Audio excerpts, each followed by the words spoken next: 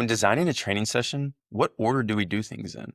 We want to always start with the things that are most intensive, the things with the most speed, skill, neural drive. If we're trying to sprint in a session, that's always going to be first, right? Sprinting, multidirectional movement, adding in jumps, which could maybe be before to help prep us for sprinting or after. When we're trying to improve these high level athletic qualities, we need to have quality to what we're doing in max intensity, max effort. If we're trying to sprint faster and get faster, we have to actually be able to sprint as fast as possible. And if we are coming in fatigued, if we throw sprints in at the end of an hour session, we're not going to have the quality to actually get improvement from those things. So most intensive, fast neural drive things at the beginning. From there, let's say we do sprints and jumps, use these athletic qualities, then we're getting into the actual lift session. Then we're going to go into a power block.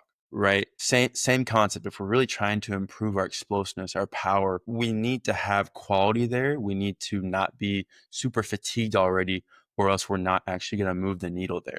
Then once we go from power, we want to actually get into our strength stuff. So let's say we're going to hit some strength stuff, strength work with some higher intensity. We can't be dead, or else we're not going to be able to hit a high enough intensity and that stuff to get these strength adaptations we need.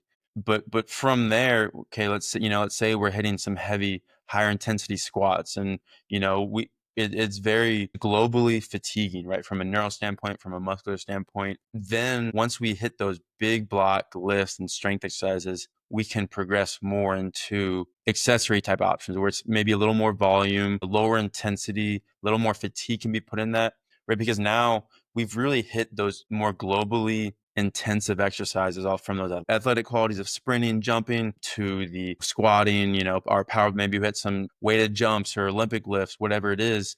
And now we're getting into these things where we don't need as much rest. We don't need as much quality intensity into it, where there's a little more volume and fatigue, and that's okay. So from an overview, right, we're going to warm up, we're going to hit our most intensive things, sprint, jump, cut, whatever it is. Then we're going to power exercises. Then we're going to hit our main intensity with strength exercises, and then we can finish it off with more accessory type work at the end. Now, there's obviously different reasons and programming logistics of why we could switch some of those things, but that is a general overview of what we typically want to follow when designing a session.